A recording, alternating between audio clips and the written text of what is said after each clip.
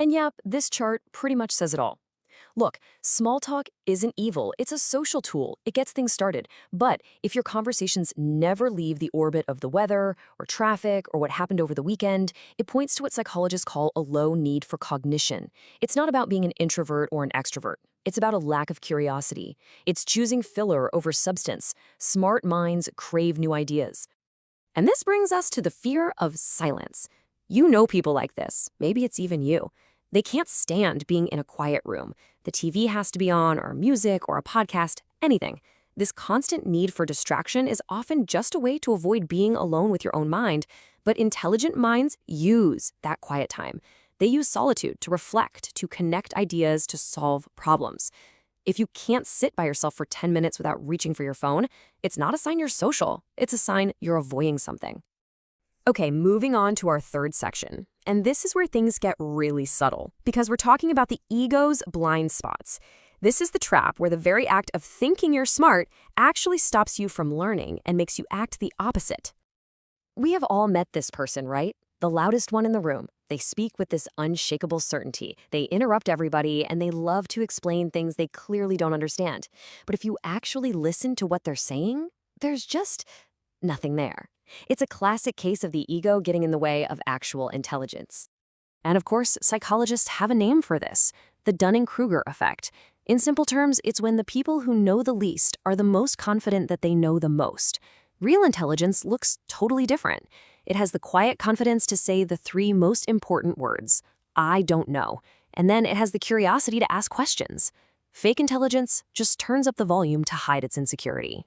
This ties directly into listening, which, by the way, is not a passive activity. It is an active mental workout. When you truly listen, you are forcing your brain to process a totally different perspective. Poor listeners, they interrupt, or they just do that polite nodding thing while they wait for their turn to talk. Smart minds know they can learn something from anyone. Closed minds are too busy assuming they already know it all.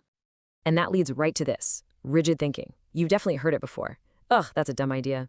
Nope, that'll never work. That immediate reflexive shutdown, that isn't wisdom. The source material calls it what it is, mental laziness. An intelligent mind might hear a new idea and ultimately decide it's wrong, but it takes the time and the mental energy to actually explore it first. Just dismissing it out of hand is the easy way out.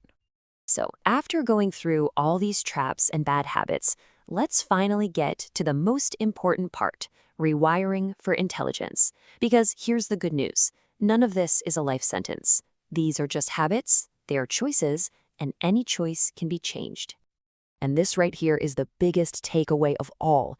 Your brain is not a fixed object. It's constantly changing. Every time you choose to adapt a plan instead of just blindly following it, every time you choose to really listen instead of just interrupting, you are physically strengthening the neural pathways for higher level thinking. You are literally actively rewiring your own brain. So when you boil it all down, it really comes down to these two paths. You've got the stuck brain, which is just caught in a loop, repeating the same mistakes, avoiding any real effort, blaming everyone else. And then you have the growing brain, which is actively looking for patterns, embracing discomfort because it knows that's a sign of progress, and reflecting on its failures.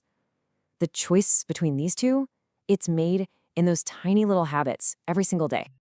Look, this isn't about feeling bad or judging yourself for habits you might have. It's about recognizing them, becoming aware of them, and then making a conscious choice to build better ones starting right now.